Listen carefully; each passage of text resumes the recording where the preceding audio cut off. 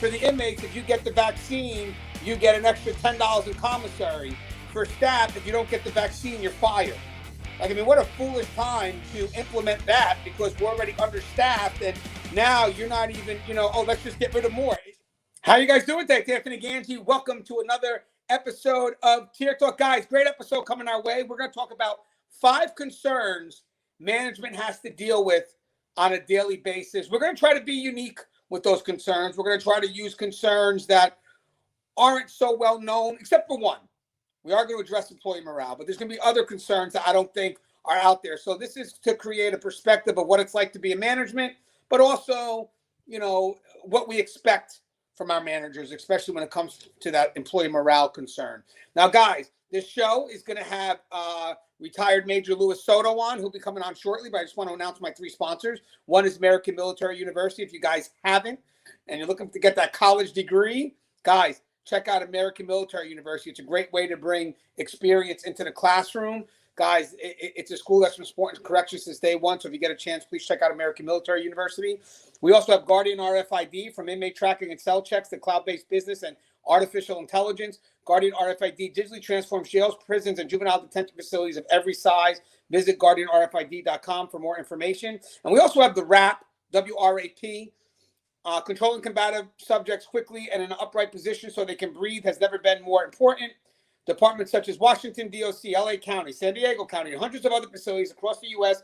trust and believe in the WRAP restraint, W-R-A-P. Go to saferestraints.com for contact information and mention Tier Talk to receive instructor training at no cost. Lower liability for your facility and your personnel with the WRAP, W-R-A-P. Give the WRAP a call today, 800-WRAP-911. If you guys aren't familiar with the WRAP, there's a link in the description of this video that will show you a video about what the WRAP is. And don't forget, guys, Inmate Manipulation Decoded is now available on Amazon or Target. Target be selling some of my books, too. That's pretty cool. So, guys, if you get a chance, the link is in the description. I believe it's a great book. And if you're new, or even if you're senior staff, even if you're a supervisor or frontline, it doesn't matter. It's a book based on my experiences that I feel have value and worth sharing. Hey, Soto, what's up, man? How we doing, Anthony? Glad to be back on the show and be with your listeners of Tier Talk. Beautiful topic today. We're going to talk about it a little bit more. And I know it's always busy for me with the school and getting ready to start this semester, but I always have time for Tier Talk. Yes, and by the way, we had a discussion recently with Soto and Aaron Bell, and it went so well that people have been commenting saying, can you bring these 2 back on? So in the meantime, I've been giving them some of Luis Soto's older videos to hold them off. So you have to give me something new. I've been holding them off for only so long. And guys, again, it's a great topic. Me and Luis kind of broke it down to 5 points. So again, it's the 5 concerns for management. And guys, real quick before we start, we're in the talks, don't know yet, of maybe creating a Tier Talk workshop in Vegas, possibly 3 days. If you're interested, let me know.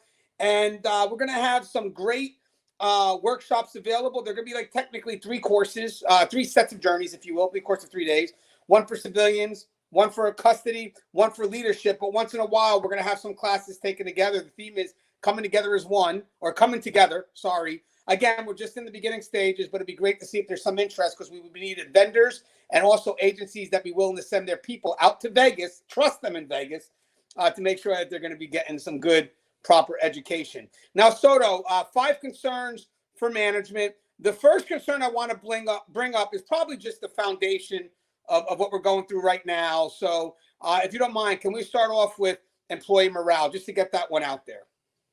Oh, absolutely. That's the most important thing that we can talk about, employee morale, especially in this time and age where, the pandemic has taken over everything, basically, and putting strains on management as well as frontline workers. We're concerned about our safety, and what is management doing about keeping us in the inmate population safe so that we can continue. On top of that, all the things that bring about bad morale, people not coming to work, not being treated with respect, not thinking that management actually cares for me as I work on the front line, coming up with sometimes decisions that we feel we don't have on the front line some stake in it, because they're coming up with their own solutions to problems that we probably have the best thing or the best way to take care of. So morale just targets and keeps us at bay sometimes between frontline and management. So I don't know, Anthony, what else can we talk about morale that management can probably help us with to keep the frontline staff in check or actually happy? Well, I think this is going to kind of touch into almost all the topics that we have to cover today within 5 concerns, but I think it's really communication and understanding. But I want to say that goes from both sides, because I don't know, and we have good management out there, and we don't want them to get disenfranchised. So we want to make sure that we're appreciating the efforts, even if we don't get the outcome. And I think some management, they kind of just like, you know what, I'm trying, but I can't get a win, and the front line doesn't understand that. So I think definitely if we're going to want to keep our managers motivated, as much as we want them to understand us, we also have to understand them. So communication and understanding is key. I also think like kind of, picking it back with what you're saying, make sure frontline's invested in what it is that we're doing, that we communicate with them enough to know what their values are. Don't expect them to follow you because, you have that position. Again, in the end, is they follow you because they respect you. They feel that connection with you. And I think the best connections are those connections on the beliefs and values, knowing that, believe it or not, guys, we do want the same outcome. We want a safe and secure facility. Sometimes the concerns we have is the route we take to get there. So maybe there's a chance of us understanding each other's perspective, also having frontline invested. And now at the end, when we succeed, we succeed. And the last thing I think, so I'm sure you could agree with it, is we don't want management that's always out to punish. We want management that's out to be constructive and teach. Would you agree? No, absolutely.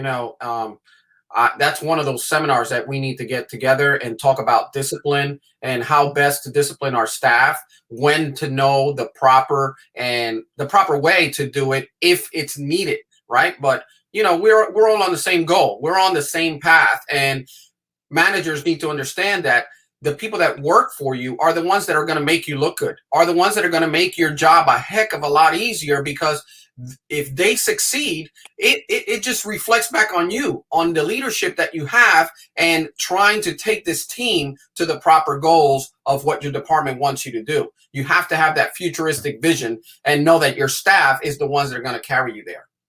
Yeah, and the reason why I wanted to touch on being constructive is because it's hard for middle management when they're dealing with the pressures, the overwhelming pressures, to take time out and teach somebody. Because the problem is sometimes, in corrections, there's so much pressure to move things forward. Guys, it's hard to explain, but when you work in a prison system, every minute, every second matters. That's how involved our environment is. And sometimes one simple mistake can set back the facility like you wouldn't believe. So it's hard in an environment that has that much pressure for a supervisor or a manager to take their time and cultivate an employee and let them go out and make mistakes, because that's the best way to learn, guys. Mistakes are the best way to learn. But because there's so severe consequences sometimes, or whatever, sometimes it's hard for a manager to step back, allow that to happen, and then take the time to cultivate and be constructive. It's more like they get so overwhelmed by the pressure that they wind up maybe only going to a person that they're relying on, because they know this person will get the job done, and now they wind up overwhelming that person. Or if someone does make a mistake, people get so concerned about the liability, I'm just going to quickly write them up. I'm going to push that mistake as far away from me as possible, as opposed to that good leader who will say, hey, I know you messed up. Come closer to me. Let's figure this out together. What's your thoughts on this, being constructive in a world that's overwhelmingly overwhelmed with, is this wrong? Being constructive in a world that is overwhelming pressure. No, it makes sense. It makes sense in my world. So what's your thoughts on that little phrase there?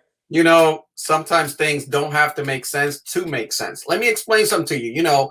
As leaders, as supervisors, delegation and communication are two things that go hand in hand. And you don't understand how easier your job will be when you take the time out and train your staff, cross-train your staff, delegate some tasks that for a fact can be easily fixed God forbid the person makes a mistake, right? Because that's a learning curve. That's the learning experience that's going to make your job a heck of a lot easier. The more you can rely on your people, on the people that are below you, the easier your jobs get, even when those jobs are in emergency situations, right? Who better to have when you have a team that's well trained, well versed in what you want them to do, and know that you have the confidence in them. That's the best way to work, man. That's the best advice I can give you. Hey, Soto, before we cross into the next part, you said something that's so key. I was wondering if you could elaborate on it. You're pretty much saying, you know what, don't be afraid to give out those little tasks that may not have that big consequence, but to build some trust in your people. So I kind of look at that as the little wins. Why does the little wins matter, and how does that relate to our employee morale? Well, let me explain that to you. I mean, it's just human nature, right? If I get a task given to me by a supervisor, whatever it is, it may be something small, but the supervisor is just kind of putting that seed that, hey, I have confidence in you. I know this job is something you normally don't do, but I have confidence in you. Let me see what you can do. Run with it. And win, fail, it doesn't matter, because if you have that little win, it just builds that person up, builds that morale up. And the person feels like, oh, you know what? That supervisor really has confidence in me. You know where I use that a lot? With people that normally would give you a headache, normally would be the problem children. Because if you give them something to do, they do it well. They come back, Sarge, I did it. LT, I got it done. You're showing your whole team that, hey, everybody's going to be treated equally. That small win can gain you bigger wins in the future. Yes, 100%. And guys, how this dialogue is working, it's actually crossing into the next part of what I want to discuss, which talks about that trust and that continued momentum of the automatic playing out of what management is trying to implement. Let me explain that, guys. There's a lot there, but I think you guys see it. So there's a lot of pressure on us, right, to get the job done. We know that. And sometimes it's hard for those that are perfectionists, because we have a lot of people that when they move up, sometimes they don't let go of that frontline role, because it's not so much about the level of responsibility, having a problem giving that off, because it's more about the fact that they want the job to be perfect, and they hold people to standards that really may not be reachable. Sometimes we hold ourselves up to unreachable standards. But in the meantime, here is, as a supervisor, for those that are moving up and that just can't let go of that frontline feeling of responsibility, like I got to get the job done. And as you realize, guys, as you move up, areas become bigger, so you start spreading yourself a little bit thin. You have to be able to sit back and trust in the momentum of what you need carried out, which means that if I have a directive and, I got to get that directive out, I may follow up once, maybe twice. But after that point, guys, you got to let it try to play out itself, because in the end, it gets pretty annoying to that one person that you keep on going, oh, did you get it done yet? Hey, did you do it this way? Did you do it that way? It's like, hey, guys, I got it. I got it. I know you keep coming to me every day. I got it. And I noticed that that becomes concerns for people that are perfectionists, even when they're front line. And as they move up, they try to hold people to those standards, and they just can't sit back and kind of let the machine play out. They want to be, involved in every piece of that machine. And so as you move up, not only does that disenfranchise the front line and pushes the responsibility back to you, it pushes you thin. It spreads you out, correct? Yeah, look, Angie, there's nothing more of a morale killer than someone being a micromanager, right? We know as supervisors that we are ultimate responsible, and that's why we think that, hey, we have to have our hand in every little thing and every little step. But you have to take that step back. You know what I mean? Take that step back. You gave the assignment, you gave the responsibility to someone else, even though the ultimate responsibility is yours. You have to let it play out. You have to have confidence in your team so that you don't kill that morale. It's just that simple. And I'm telling you that once you have your high standards, you have your bar that you're setting, right? You have to allow your staff, your people, attempt to reach that bar, right? And you are like the coach. You are just there to coax them towards that ending goal, and don't kill the momentum. Let it go. Let it keep coming. Now, we've talked about this before. There are some obstacles, some people that are going to try to hinder that momentum. And you know me and you, Ganji, we've talked about this long term. Sometimes those that get in the way, they need to move out. You need to know, hey, you're killing the momentum. I'm going to tell you to step aside. I'm going to tell you to get away from the rest of the team. And for the good of the entire team and the momentum in the department, let it keep going. Let it move on. Yeah, and guys, part of what we're all saying here actually comes down to one more part to wrap up this point is creating a trusted environment. Lewis said perfect confidence. Confidence comes between consistency and trust. You know, if you allow your people to be them, take that level of responsibility, they start to become consistent in what they do. They build the confidence. They start trusting themselves. When you micromanage and you chase after them, you lose out on their chance to feel that they can do the job. Therefore, they don't start trusting themselves. And if you, on top of micromanaging, you get so overwhelmed that, as I said before, you're looking to write them up, well, then they don't start trusting you. So you wind up having this machine that's falling apart, but no one trusts you enough to tell you. So again, part of what we're telling you ultimately leads to that trusting environment, which falls all the way back to employee morale.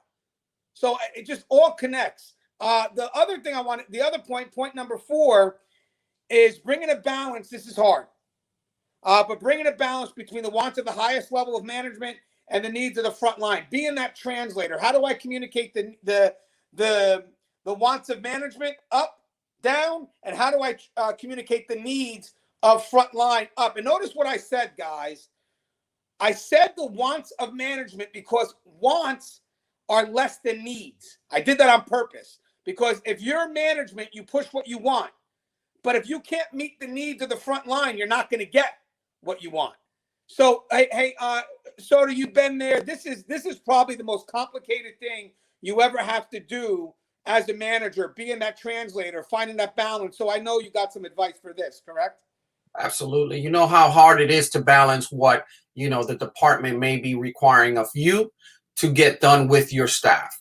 You absolutely know your staff, so you know what would be needed in order to accomplish the goals that management is trying to get you to get done, right? And at the end of the day, we're all correctional professionals, and we have one thing in common, and that's that no matter what the task is, we'll always have that mindset that we're going to get it done, right? We're going to get it done. What I need you to understand is, as managers, as supervisors, that frontline staff depends on you and rely on you to represent them. They don't have the constant communication with upper management, but you do, right?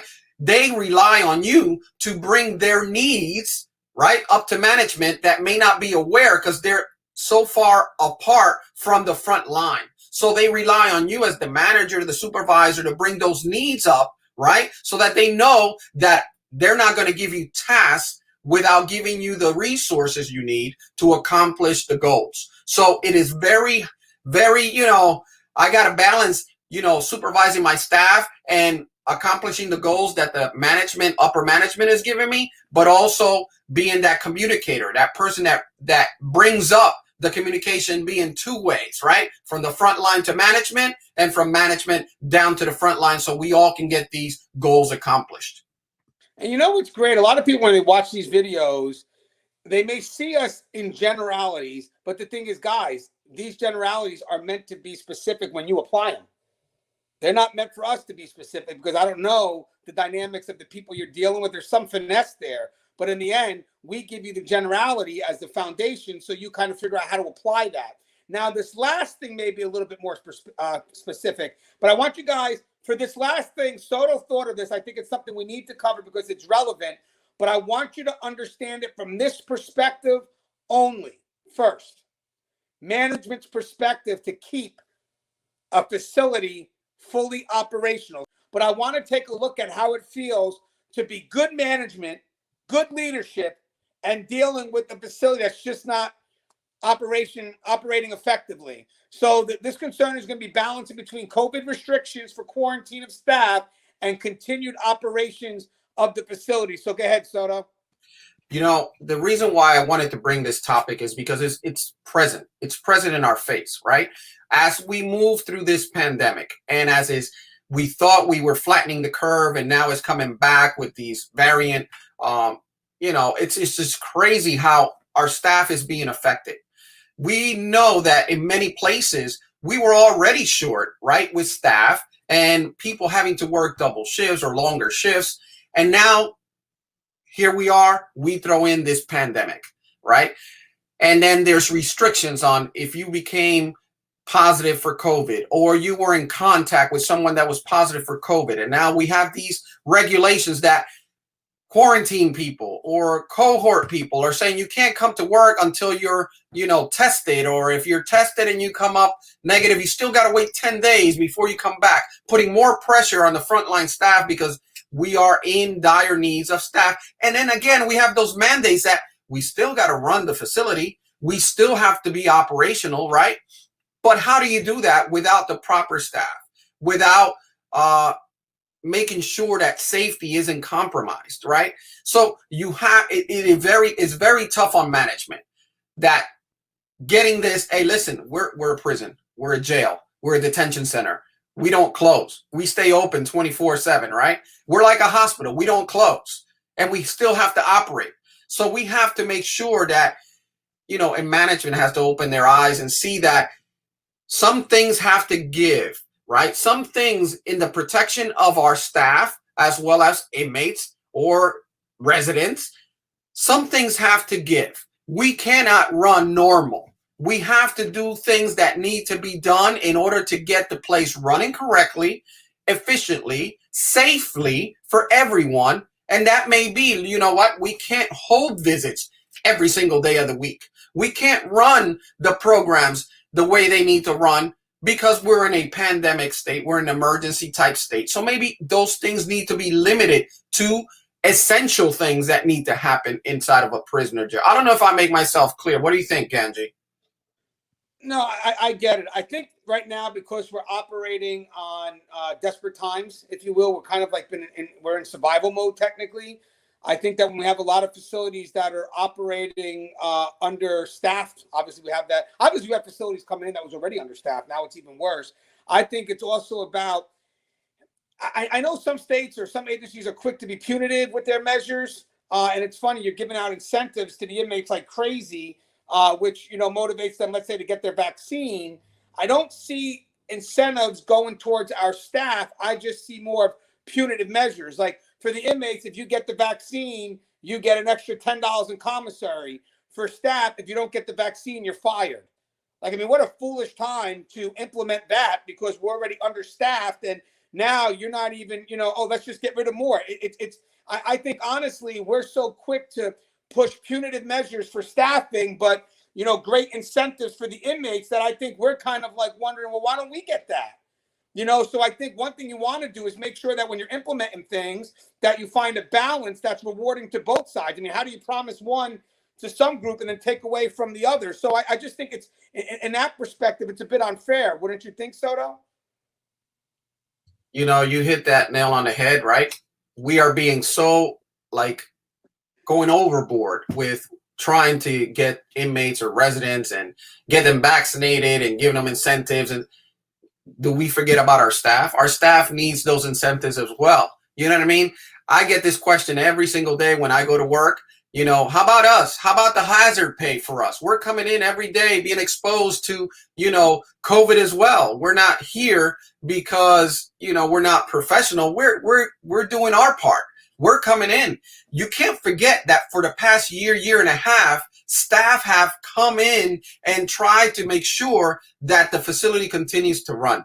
We need to, it's not just giving them an attaboy every day. We need to do something for our staff. We need to acknowledge that they have put more than enough. We've asked them to give more than what needs to be done. And it's just amazing to me that, yes, we'll go out of our way to appease the inmate population, but we won't go out of our way to appease our staff, who day in and day out do their job professionally. Yeah, think about the opposite side of this. So let's say inmates, they get the incentive to take the vaccine. Maybe they get some good credit time. What about if it was reverse? What about if you don't get the vaccine? We're going to take away all your good credit time. Well, we'd be sued like crazy. So we would expect the inmates to be resistant. We expect lawyers on us. But then technically they're doing the same to staff. You don't do this, we take away this. And then we expect them to be okay with it. It's like, it's funny is the people that you need to do the job are the ones that you're treating as like they're less than dirt, you know? And that part to me is upsetting. I think just a more balanced approach, let them feel that they're, I love, Soto, you said hazard pay. Love to see that, you know, but it's crazy how you can't, you know, this should be on a t-shirt, but it's probably too long because I ramble, but you can't tell people that, you know, you value their work by treating them like shit. So it's great how we need you to be there and this is what we need, but don't expect this from us. If you value something, you value the whole thing. And at the end, you motivate to continue that value.